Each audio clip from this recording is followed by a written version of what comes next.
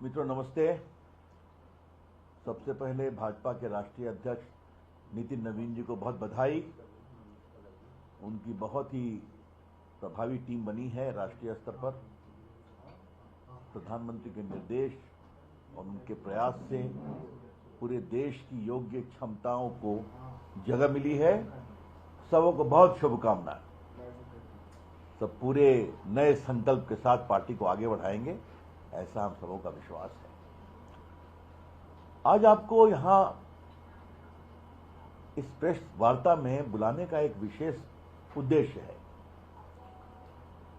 हमको लगा कि 15 अगस्त को कांग्रेस के मुख्यालय में जिस तरह का एम्बैरेसिंग इवेंट हुआ, जो सोनिया जी को लग रहा था कि वो विरोध कर रही हैं पूरे वंदे मातरम गाने को, और बाद में उनके बौद्धिकता से गुणी मीडिया हेड ने कहा कि कुर्सी खोजी जा रही थी खड़गे साहब के लिए।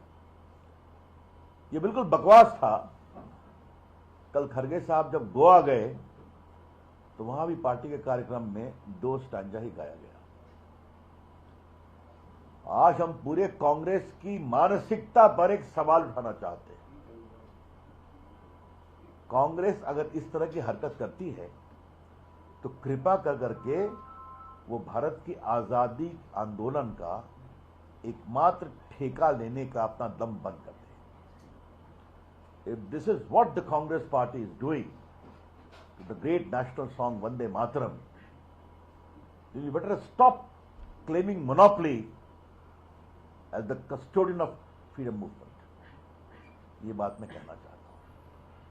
इसीलिए आज थोड़ा मैं आप सभी पत्रकार मित्रों के माध्यम से देश को कुछ बताना चाहता हूं।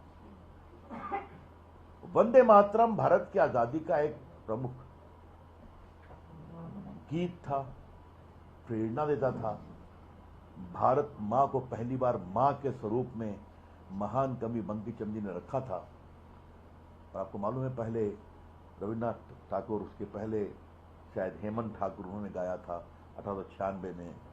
फिर बाद में बाल गंगाधर तिलक ने इसको और आगे बढ़ाया, और ये देश की आजादी का मूल मंत्र बन गया वंदे मातरम। और बाद में इस बात को ध्यान रखिए कि 36-37 में कांग्रेस का मुस्लिम लीग से पैक्ट हुआ था, याद करिए आप। और संभवतः इसी कारण से मुस्लिम लीग के द्वारा दबाव बनाया गया कि आप सिर्फ 2 स्टैंजा गाइए, बाकी में हमारी धार्मिक भावनाएं आहत होती हैं। उसके बाद तो मुस्लिम लीग के लोग चले गए पाकिस्तान, जिन्ना साहब के पीछे, और जिन्ना साहब 1 साल में दुनिया छोड़कर चले गए। लेकिन इस देश के प्रथम राष्ट्रपति और महान स्वतंत्रता सेनानी डॉक्टर राजेंद्र प्रसाद ने जब बैठक हुई थी तो संविधान सभा में उन्होंने साफ साफ कहा कि हम 24 जनवरी 1950 को डॉक्टर राजेंद्र प्रसाद ने घोषणा की, जन गण मन राष्ट्रीय गान, वंदे मातरम राष्ट्रीय गीत। मैं फिर रिपीट कर रहा हूं, जन गण मन राष्ट्रीय गान, वंदे मातरम राष्ट्रीय गीत।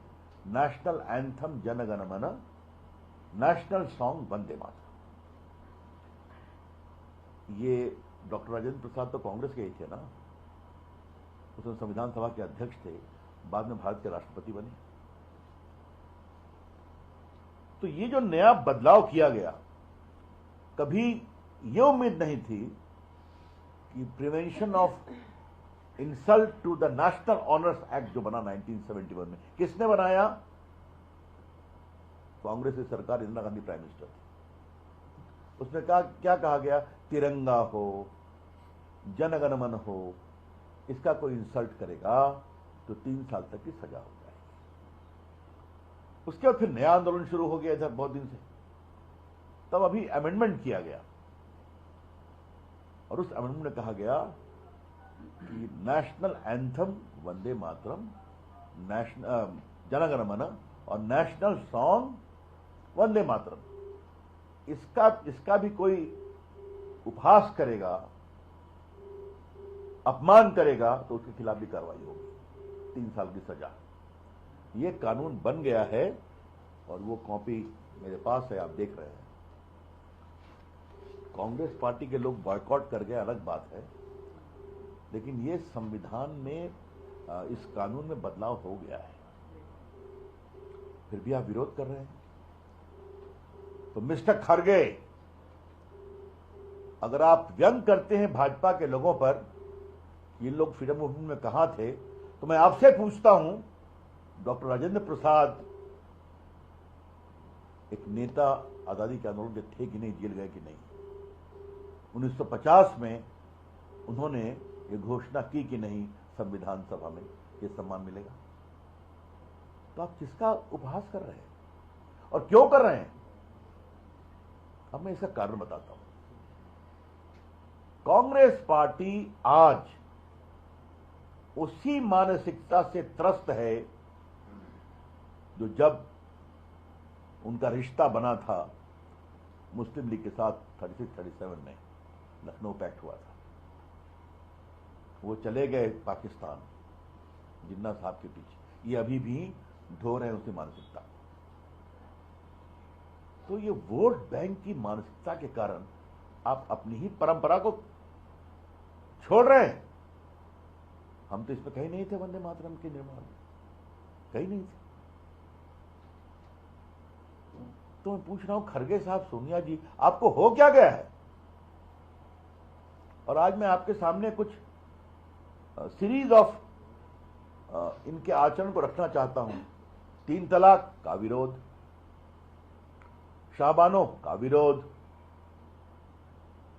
अभी जनगण मन में वॉकआउट, आर्टिकल 370 में वॉकआउट। तो राष्ट्र हित के जितने सवाल होते हैं, अगर उसकी टकराहट वोट बैंक से हो जाती है तो कांग्रेस पार्टी चली जाती है पीछे, और इसमें वो अपनी सारी परंपराओं का भी ध्यान नहीं रखती। जरा स्वरों को बोलो। ये मैं आपसे कहना चाहता हूं। इसीलिए आज मुझे लगा कि एक इस विषय को पुनः स्मरण, ओरिजिनल कॉन्स्टिट्यूशन फिर बताया जाए, सुनाया जाए और देश को समझाया जाए कि ये कांग्रेस पार्टी अपने ही वसूलों से भाग रही है। आज मैं आपके सामने कांग्रेस पार्टी से एक और सवाल पूछना चाहता हूं। यह भारत का ओरिजिनल संविधान, ये बड़ी कॉपी है इसकी। जब मैं कानून मंत्री था तो इसकी मैंने छोटी छपवाई और देश भर में भेजा था। इस संविधान सभा में खाली श्यामा प्रसाद मुखर्जी हमारे मेंबर थे, जिन्होंने बाद में इस्तीफा दिया बंगाल की घटनाओं को लेकर। मिस्टर खरगे, आपसे मुझे एक सवाल पूछना है। सोनिया गांधी, मुझे आपसे एक सवाल पूछना है। इसमें कई चित्र हैं, देखिए। फंडामेंटल राइट चैप्टर के ऊपर क्या है?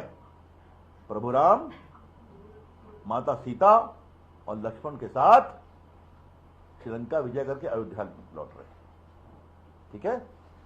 और ये सब चित्र क्यों है मैं ये भी बताऊंगा। अब आप देखिए,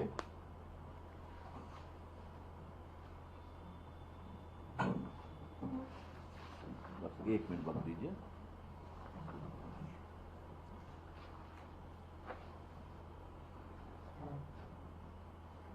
वेर इज कृष्णा, निकालिए उसको, कृष्ण जी वाला निकाल दीजिए। कृष्ण जी का, गणेश जी का सब निकालिए बराबर। जब भारत का संविधान बन रहा था तो एक चर्चा हुई कि हजारों वर्ष के बाद भारत आजाद हो रहा है, तो क्या संविधान को ऐसे ही प्रस्तुत कर दें? तब सबों ने तय किया नहीं, हम ओरिजिनल संविधान के अंतर्गत भारत के संविधान की, भारत के संस्कार की भारत की सभ्यता के प्रतीकों को प्रस्तुत करेंगे। और वो कौन प्रतीक होंगे, उन लोगों ने तय किया। ये देखिए, डायरेक्टर ऑफ स्टेट पॉलिसी के ऊपर भगवान कृष्ण अर्जुन को महाभारत में गीता का उपदेश दे रहे हैं। ये देखिए आप, जरा मुझे निकालो, नटराज निकालो और हनुमान जी निकालो। इनको चिंते हैं? जी, चिंते हैं इनको?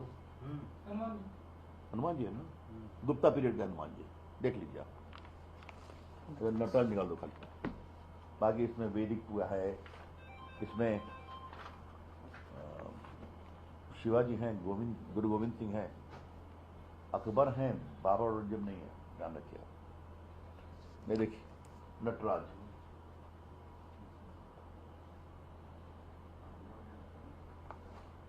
खड़गे साहब आप संविधान की दुहाई देते हैं, तो मूल संविधान में भगवान राम, प्रभु कृष्ण, महादेव नहीं, ये आपके नटराज और भगवान हनुमान की तस्वीर मैंने दिखा दी आपके सामने। तो इनके बारे में क्या कहना है आपको? ये धार्मिक आस्था का अपमान है क्या? क्या मतलब है इसका? इस देश को कहां ले जाएंगे मिस्टर खड़गे आप? बाकी पार्टियां छोटी करती है तो मुझे समझ में आती है, लेकिन आप बड़े गर्व से कहते हैं कि we have been freedom fighters, but you are compromising all the values of freedom movement and of your own party. अपनी सारी पार्टी के सारे उन आदर्शों को भूल रहे हैं जो आजादी के आंदोलन में था। आप न बंकिमचंद्र चट्टोपाध्याय को याद रखते हैं, न लोकमान्य तिलक को याद रखते हैं, न नेताजी सुभाष चंद्र बोस को याद रखते हैं, न आपके जिस डॉक्टर राजेंद्र प्रसाद, सीधा दिखा दिया कि उनका प्रस्ताव था, तो ये सब भूल जाएंगे आप। तो मैं इसकी बहुत ही भर्त्सना करता हूं। अच्छा है अगर कांग्रेस पार्टी अपनी नादानी और वोट बैंक की उत्कंठ इच्छा के कारण देश के सामने अपने को और एक्सपोज करने में लगी हुई है, तो हम और एक्सपोज करेंगे और देश को बताएंगे कि कांग्रेस पार्टी क्या है, इसके हित क्या हैं, और आजादी के आंदोलन की दावेदारी करने का नाटक करना बंद करें। तो एक और विषय मुझे हल्के से कहना था, यही मेन विषय था, आपके सवाल होंगे। प्रधानमंत्री ने दिमागी नक्सल में किसी का नाम लिया था क्या? किसी का नाम लिया क्या? उन्होंने एक छोटी सी बात कही ना कि दिमागी नक्सलियों से भी आपको सावधान होने की जरूरत है। आप याद करिए कि जब अमित शाह जी ने संकल्प किया कि हम माओवाद को समाप्त करेंगे, तो आज समाप्त हो गया कि नहीं, मुझे बताइए आप। बस्तर में, सुकना में, महाराष्ट्र में आज माओवाद समाप्त हो गया कि नहीं? आपने टीवी पर दिखाया, आप सबको धन्यवाद कि किस तरह से वही बेटियां जो पहले बंदूक उठाती थी आज वो खादी के कपड़े पहन के फैशन परेड में भाग ले रही हैं। ये देखा ना आपने? लेकिन उनका इशारा क्या था? जो लोग माओवाद को बौद्धिक खाद देते हैं, उनके पक्ष में लेख लिखते हैं, उनके लिए फाइनेंशियल असिस्टेंस करते हैं, का देश को उनसे भी सावधान रहना है। मैं स्पष्ट करना चाहता हूं पार्टी की ओर से, हम रचनात्मक सार्थक आलोचना का पूरा सम्मान करते हैं। लोकतंत्र है, आपको आलोचना करने का अधिकार है, लेकिन नक्सलवाद का मूल मंत्र क्या है? सत्ता बंदूक की नली की गोली से आती है। Power flows from the barrel of gun. मारते भी हैं। यही चिदम्बरम साहब थे ना गृह मंत्री, तो पता नहीं, याद नहीं, मैं भी गया था छत्तीसगढ़ में, कितने लोग मारे, नीतीश शुक्ला भी मारे गए थे और काफी लोग मारे गए थे, बहुत बड़ी घटना हुई थी। उनका स्टेटमेंट क्या था? There are intellectual spaces supporting Maoism. वो हिंदू में छपा है, पहली बात मैं आपको दे दूंगा, और बाद में तो जो है सो ही है, आता रहता है। तो अगर प्रधानमंत्री ने कोई बात राष्ट्र हित में कही तो उसको भी लोक लेना और ओढ़ लेना, ये तो कमाल है। प्रधानमंत्री ने 15 अगस्त को देश के भविष्य की दिशा बताते हैं तो उन्होंने बताया, आपके बारे में तो कुछ नहीं कहा, लेकिन क्या प्रतिस्पर्धा चल रही है इसको लोकने की और इसको ओढ़ने की। मैं क्या कहूंगा, ये पब्लिक है, सब जानती है और समझती है, और भी एक्सपोज होंगे, चिंता मत करें। मुझे लगता था कि कांग्रेस पार्टी कभी कभी सबक लेगी, प्रमुख पार्टी है, लेकिन उनके तो नेता ही अराजकता के प्रतीक बन चुके हैं, तो क्या कहा जाए। और वो चीज जा रही है, और ये आस्ते आस्ते सब में जा रही है। अभी तक मैंने एक ही बात देखा है, सब तो अपने को दिमागी नक्सल कह रहे हैं, अभी तक अखिलेश यादव ने अपने को दिमागी नक्सल नहीं कहा है, अभी तक। चलिए, नहीं कहा है तो अच्छी बात है, कहीं वो भी कंपटीशन में कह देंगे तो उनको शुभकामनाएं।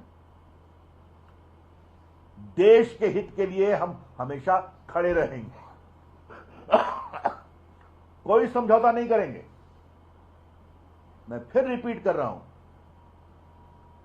आलोचना करने का अधिकार है, जरूर करिए। आप प्रधानमंत्री की तो आलोचना क्या, नफरत करते हैं उनसे आप? देश लोकतंत्र है, लेकिन देश को तोड़ने वाली गतिविधियों के खिलाफ आप खड़े होंगे तो यह गंभीर विषय है। और कांग्रेस पार्टी भाजपा के विरोध, मोदी के खिलाफ नफरत से आगे बढ़कर राष्ट्रीय प्रतीकों के खिलाफ भी खड़ी हो गई है। ये बहुत दुर्भाग्य की बात है, क्योंकि एक ही कदम बाकी है देश के खिलाफ खड़े होना। इसके बहुत भर्त्सना करते हैं। Thank you friends. सवाल दो। सर, अमेरिकी राष्ट्रपति डोनाल्ड ट्रंप ने, इसको बाद में एक आपने जिक्र भी किया, सावानों के समय जब मामला आया था और जिस तरह सुप्रीम कोर्ट के फैसले को कांग्रेस पार्टी ने बदलवाया, तब ये गंभीर आरोप लगे थे कि वो तुष्टीकरण तभी से आया था कि अल्पसंख्यक पर तुष्टीकरण इतना है मुस्लिमों का कि इस तरह से कानून पारित किया गया। अब राष्ट्रीय प्रतीक पर पारित कानून पर उसमें पूरा ना गाना और जानबूझकर अपनी जब खड़गे जी ने, तो ये किस तरह से देखते हैं? क्या कांग्रेस पार्टी को मुस्लिम वोट बैंक के दबाव में आप मानते हैं? वो मुस्लिम वोट बैंक के दबाव में कांग्रेस पार्टी कहीं तक गिरने को तैयार है। आई से this with full sense of responsibility that in naked pursuit of vote bank politics, particularly from the Muslim community, Congress party is willing to descend to any extent. Sir, Congress के एक सांसद है इमरान मसूद, वो कह रहे कि मैं वंदे मातरम नहीं गाऊंगा। ऐसा है, मैं किसी इंडिविजुअल का नाम नहीं लूंगा, कुछ लोग अपनी प्रसिद्धि के लिए करते हैं, हमारे बहुत प्रवक्ता हैं, जवाब देंगे उसका। आम आदमी पार्टी भी कांग्रेस की वजह से पूछी है, कह रहे हैं कि सवाल पूछो तो नक्सल, हक मांगे तो नक्सल, सच बोले तो नक्सल, इस तरीके से आम आदमी पार्टी इसमें एंट्री कर रही है। कविता उविता लिखना अच्छी बात है, बस छोड़ दीजिए। हाँ, और कोई सवाल? तो दूसरा जो आपने विषय उठाया, इसमें आपने जो जिक्र किया संविधान का भी कहा, तो क्या आपको लगता है कि ये प्रतियोगिता हो गई है विपक्षी दलों में इस तरह से आगे बढ़ने की? और मैं इन लोग से एक ही बात कहूंगा, भैया, अगर इतने व्यग्र हो तो मोदी जी को चुनाव में हरा दो ना भाई, क्या फर्क पड़ता है? हरा दो, तो वो शांति से कह रहे हैं हरा दो, हम विपक्ष में बैठ जाएंगे, लेकिन वो तो जनता आपको अलाउ नहीं करेगी। आगे फिर आ रहेंगे आप इस लक्षण से, और बुरी तरह से आ रहेंगे, तो उस खींच में आप देश के प्रतीकों के खिलाफ ही खड़े हो रहे हैं। ये क्या है? Anything further? चलिए, क्या है? Donald Trump basically has said that Gyanesh Kumar has spoken to the US administration asking whether they have voter ID card, photo ID card for the voters or not. So he said that this is a good suggestion and we should have it.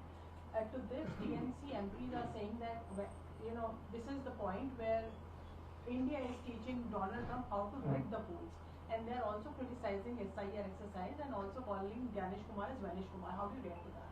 Hindi में इतनी बुरी तरह से हारने के बाद कुछ तो टीम से सहम जाती ना भाई, उसमें भी बोले का लहजा वही है। क्या उन्होंने ही कमेंट किया जिनके बारे में मैं अब एक्सपेक्ट कर रहा हूं क्या? अरे कम से कम किसी को आप सही नाम से तो बुला सकते हैं। भारत के चुनाव आयोग के चुनाव के कंडक्ट को लेकर दुनिया में बहुत लोग आग्रह करते हैं कि हमें बताइए। मैं जानता हूं, एज ए पूर्व कानून मंत्री, डेलीगेशन बहुत जगह जाता है, लोग आते हैं, तो अच्छी बात है। That's all, thank you.